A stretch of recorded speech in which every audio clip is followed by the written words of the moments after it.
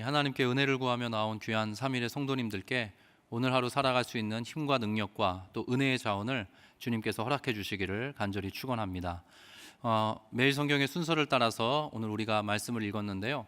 마태복음 13장의 내용입니다. 13장 마지막 절까지 저희가 읽었는데, 마태복음 13장 흔히 천국 비유장이라고 합니다. 천국은 마치라고 시작되는 그런 문구를 통해 총 7가지의 비유가 설명되고 있습니다. 예수님이 가르쳐 주신 비유의 말씀이죠. 여러분 아시다시피 7이라는 것은 완전수죠. 그래서 마태가 그 내용들을 작성하면서 7가지의 비유를 이렇게 잘 배열해서 이렇게 예수님의 가르치심을 잘 이렇게 우리에게 선사해 주고 있습니다. 그 중에 우리가 읽은 이 말씀은 5번째, 6번째, 7번째 비유가 여기에 들어 있습니다. 5번째와 6번째 비유는 비슷합니다. 내용이 좀 여러분 흔히 밭에 감추인 보화, 우리 선교 때 참 많이 부르는 천국은 마치, 그 찬양에 나오는 이제 가사에 대한 내용인데요. 밭에 감추인 보화의 비유가 하나 있고, 그 다음에 그 다음 비유, 6번째 비유는요, 진주를 찾는 진주 장사의 비유입니다. 근데 이게 짝 비유예요. 내용이 상당히 유사합니다. 그래서 같이 이렇게 좀 견주어 보면서 의미들을 살펴보면 좋겠습니다. 제가 한 번 더 읽겠습니다. 44절부터 46절인데요. 천국은 마치 밭에 감추인 보화와 같으니 사람이 이를 발견한 후 숨겨두고 기뻐하며 돌아가서 자기의 소유를 다 팔아 그 밭을 사느니라. 또 천국은 마치 좋은 진주를 구하는 장사와 같으니 극히 값진 진주 하나를 발견함에 가서 자기의 소유를 다 팔아 그 진주를 사느니라. 아멘. 저를 보시겠습니까?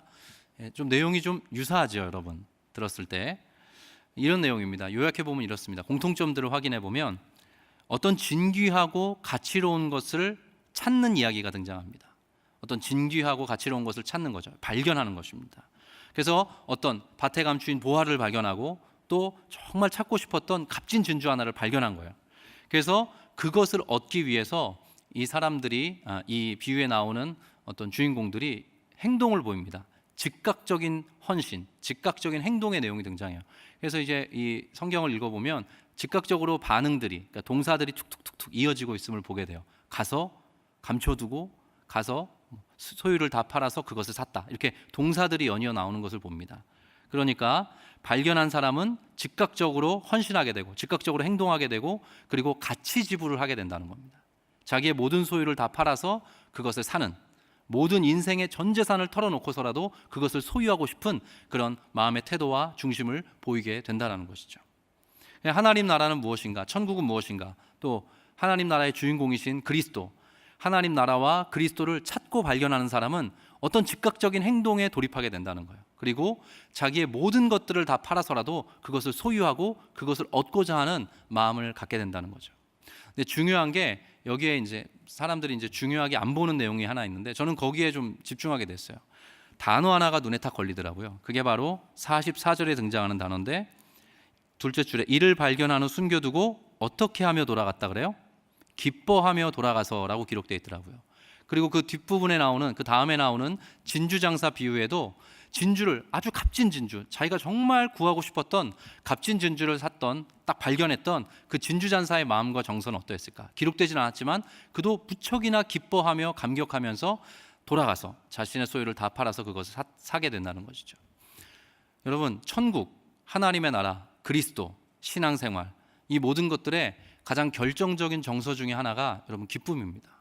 하나님은 저와 여러분을 억지로 끌고 가시는 분이 아니라 기쁨을 만끽하도록 저와 여러분의 삶에 사실 은혜를 베풀어 주시고, 기쁨 가운데 그 신앙의 생활을, 제자도의 삶을 영위하도록 우리를 안내해 주시는 분이십니다. 시편 4편 7절의 말씀 제가 자막으로 부탁드렸는데요. 같이 한번 읽어보겠습니다. 시작. 주께서 내 마음에 두신 기쁨은 그들의 곡식과 새 포도주가 풍성할 때보다 더하니이다. 하나님께서 이렇게 우리에게 시편 기자를 통해 말씀해 주셨는데, 주님께서 우리의 마음속에 두신 기쁨이 있다는 거예요. 그 기쁨이 얼마나 큰지, 이 세상 사람들의 곡식과 새 포도주가 풍성할 때보다 그 기쁨이 더하다는 것이죠.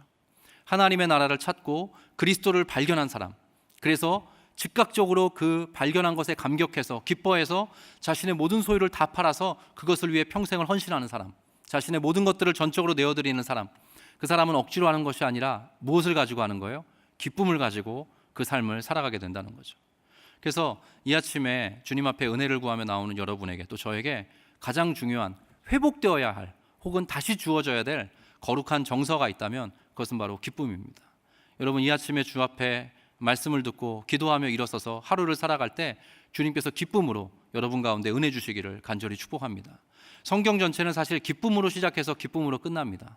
창세기의 처음은 이 세상을 차근차근 지어가시는 하나님의 기쁨이 등장해요. 하나하나 지어가시면서 보시기에 좋았더라, 보시기에 좋았더라. 인간을 지으시고 나서는 보시기에 심히 좋았더라. 주님이 그렇게 말씀하셨어요. 그리고 죄로 인해서 어그러졌지만 그 가운데, 이 땅 가운데 그리스도를 보내셔서 그 구원의 사역, 그 구속의 사역을 완성하시고 결국 요한계시록은 어떻게 끝나죠? 어린 양의 혼인잔치라는 기쁨의 장으로 이 성경이 대단원의 막을 내리게 됩니다. 여러분, 기쁨입니다. 사랑 다음에 버금가는 성령의 열매가 기쁨이라 성경은 그렇게 기록하고 있습니다. 바라기로는 귀한 3일의 성도들께서 기쁨을 잃어버리지 않고 기쁨을 마음속에 잘 간직하면서 이 제자도의 삶을, 천국의 백성다운 삶을 영위하시는 은혜가 있기를 간절히 축복합니다. 그 다음 비유는요, 47절부터 나오는 그물 비유입니다.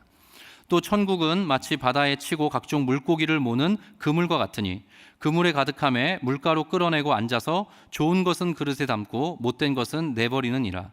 세상 끝에도 이러하리라. 천사들이 와서 의인 중에서 악인을 갈라내어 풀무불에 던져 넣으리니 거기서 울며 이를 갈리라. 저를 잠깐 보실까요? 좀 무시무시한 그런 이야기로 비유가 끝이 나는데, 여러분, 이 비유는 그 당시에 아주 생활에 밀접한 혹은 생활 밀착형 비유라고 해도 과언이 아닙니다. 그러니까 그 당시에 생업이죠. 예수님의 제자들 중에도 어부가 많았고 예수님이 주로 활동하셨던 무대가 이제 갈릴리 바다 인근이었습니다. 그 당시 제자들의 삶에 아주 가까운 소재로 예수님께서 천국은 이러이러하다라고 말씀해 주시는데요. 그물입니다. 그물. 그래서 제가 기록을 좀 몇몇 책들을 좀 찾아보니까 그 당시 이제 갈릴리 바다에서 통용되었던, 주로 사용되었던 그물의 크기가 나와 있더라고요. 높이가 한 2m 정도 된다 그래요. 그리고 길이는 한 100m 가까웠다고 합니다. 그래서 이거를 이제 사용하는 방법이 여러 가지인데 대표적인 2가지 방법이 있다 그래요. 그물의 한쪽을 이제 육지에다가 딱 단단히 고정시켜 놓은 다음에 배 한 척이 그물 다른 한쪽을 끌고 나가는 거예요. 바다로 쭉 그물을 펼치면서. 그래서 어느 정도 고기가 있을 법한 그런 지점에 도달해서 턴을 합니다. 턴을 해서 쭉 돌아오면 이제 원을 그리듯이 돌아오면 이제 그 그물 안에 물고기들이 모여들게 되는 것이죠. 또 두 대로도 두 대가 두 척이죠. 배 두 척으로도 이용하는 방법이 있는데 그물을 가지고 나가요. 그래서 물고기들이 많이 있을 거라고 추정되는 곳에 그물을 내립니다.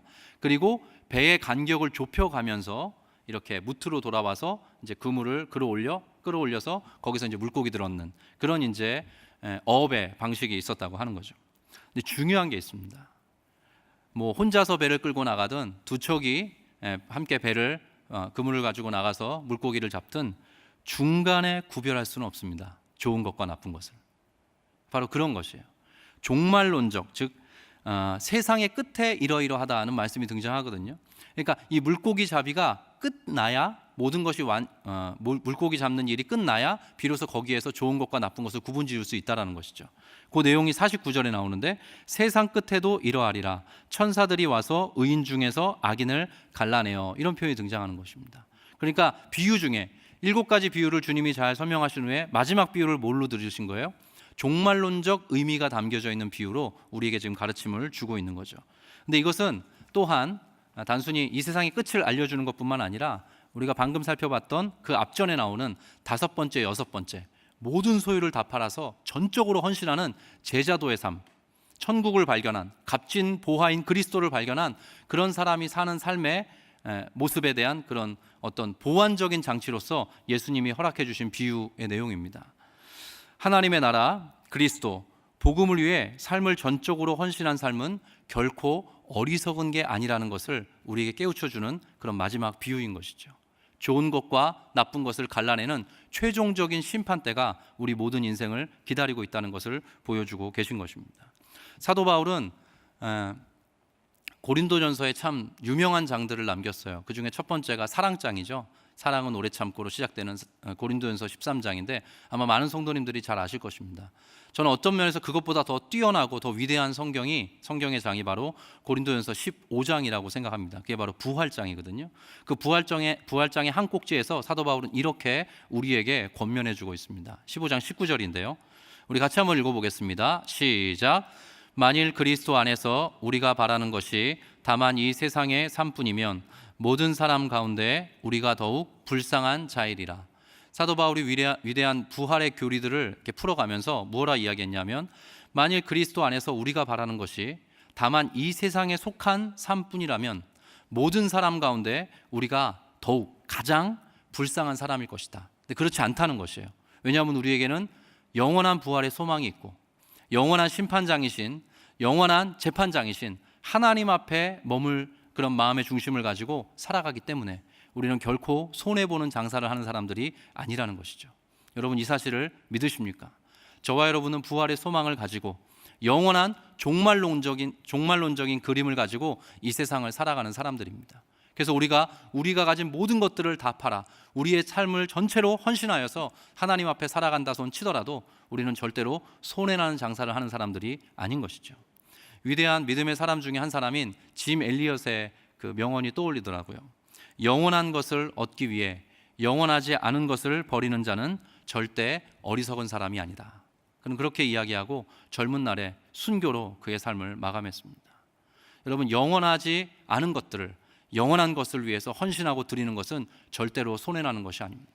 우리가 그렇게 이 하루에 또 우리의 삶의 인생의 순간순간들을 살아갈 때 영원한 하나님 나라의 그 궁극적 결말의 때에 하나님은 좋은 편에 저와 여러분을 세워 주실 것입니다. 그것은 대가로서가 아니라 하나님께서 그렇게 저와 여러분을 또한 이끌어 가시겠다는 하나님의 의지 어린 약속의 표현이기도 한 것이죠. 그 다음에 짧은 내용이 나오는데요, 이 말씀은 사실 마태복음에만 등장합니다. 51절과 52절의 말씀인데, 비유를 다 마치신 다음에 이 모든 것을 깨달았느냐 하시니 대답하되 그러하오이다. 제자들이 이렇게 대답을 했는데 사실 이 제자들도 온전한 깨달음은 아니죠. 근데 예수님 앞에 그렇게 대답을 합니다. 그런데 예수님께서 되게 특별한 말씀 한 구절을 우리에게 알려주십니다. 예수께서 이르시되 그러므로 천국의 제자된 서기관마다 마치 새 것과 옛 것을 그 곳간에서 내오는 집주인과 같으니라. 그렇게 표현하고 있습니다. 여러분, 이 말씀은 마태복음에만 등장합니다. 마태복음에만. 다른 복음서에는 나오지 않아요. 근데 여기 보면 무엇과 무엇을 그 곳간에서 내온다 그래요?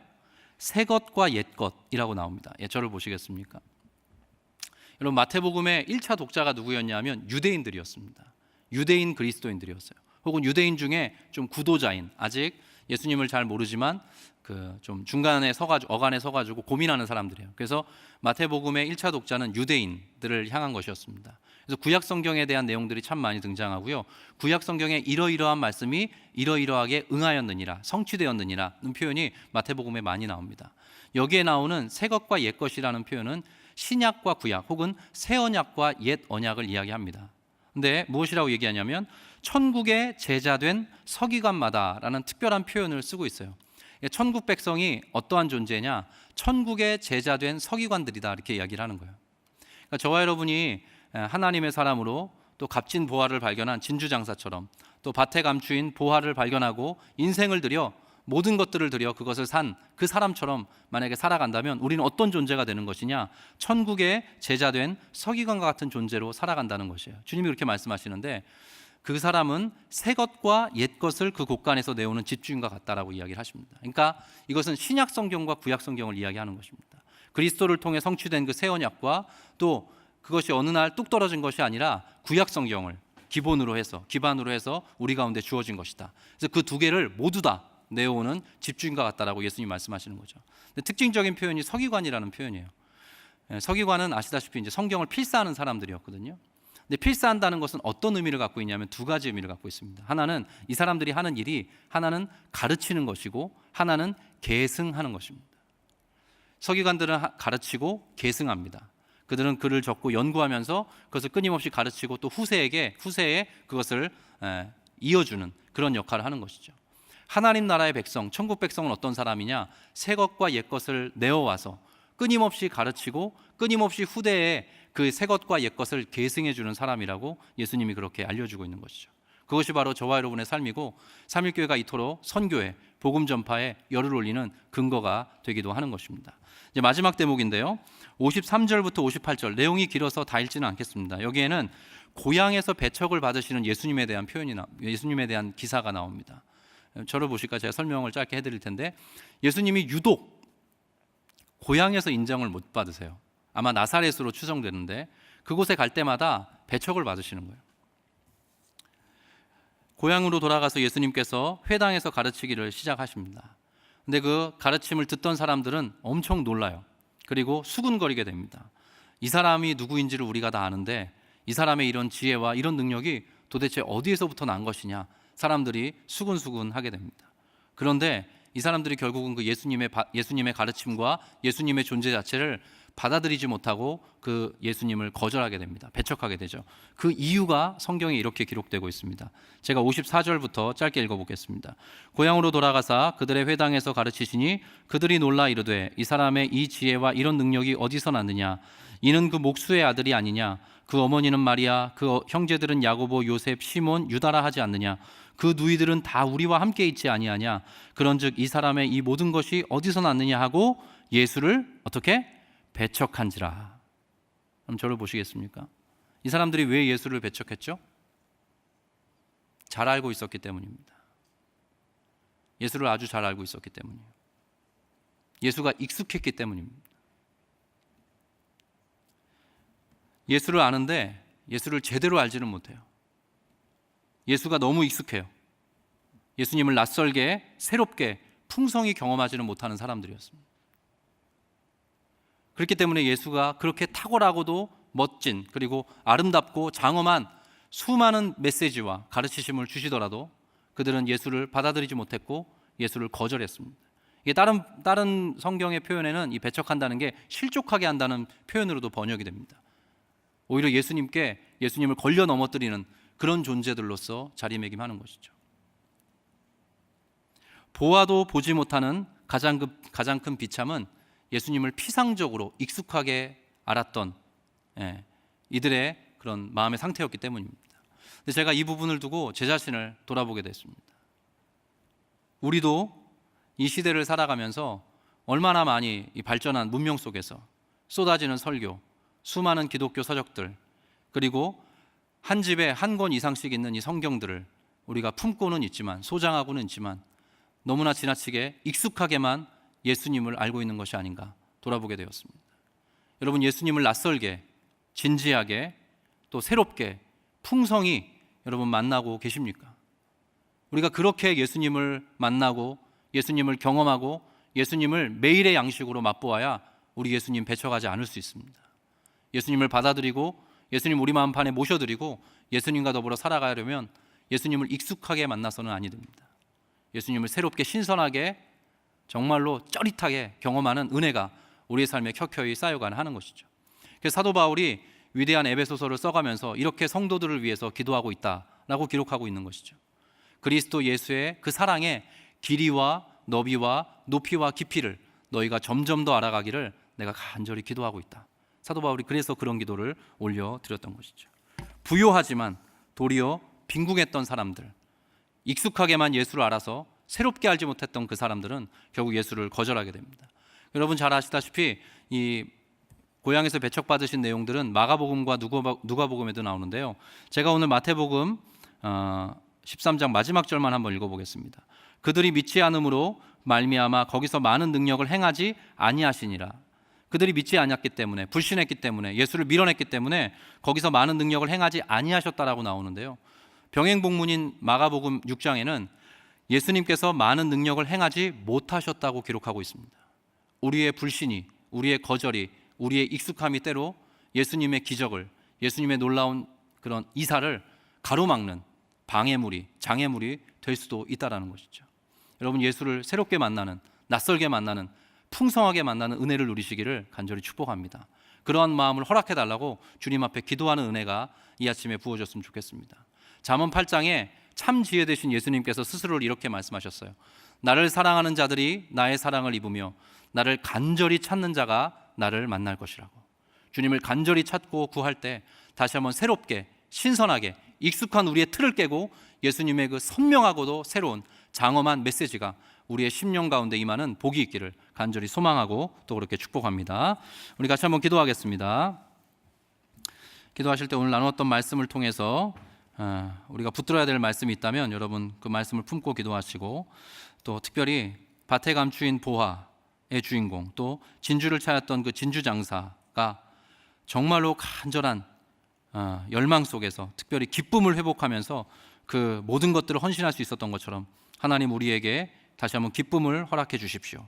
기쁨으로 주의 뒤를 따르는 주님과 더불어 살아가는 제자의 삶을 살아갈 수 있도록 이 하루도 주님께서 우리와 함께 해달라고 기쁨의 정서를 회복해달라고 기도하시고, 또 이 세상 끝에 영원한 심판이 있는 줄 알고 오늘도 영원한 것을 얻기 위해서 영원하지 않은 것을 주님을 앞에 내어버리는 그런 은혜의 삶을 살아갈 수 있게 해달라고 기도하시고, 내가 주님을 너무 익숙하게 여기지 않도록 익숙한 신앙생활의 틀을 깨고 그리스도의 사랑의 길이와 너비와 깊이와 높이를 신선하게 새롭게 알아갈 수 있도록 주님, 내가 간절히 찾겠사오니 나에게 새로운 만남의 은혜를 허락해달라고, 그리스도와 조우하는 은혜를 허락해달라고 이 아침에 또 여러분의 필요를 두고 기도하고 흩어지도록 하겠습니다. 같이 기도하겠습니다. 하나님 아버지, 감사합니다. 은혜 주셔서 고맙습니다. 하나님께서 주신 귀한 말씀들을 이 시간 붙들고 기도합니다. 아버지, 정말 제 안에 주님께서 주시는 특별한 기쁨들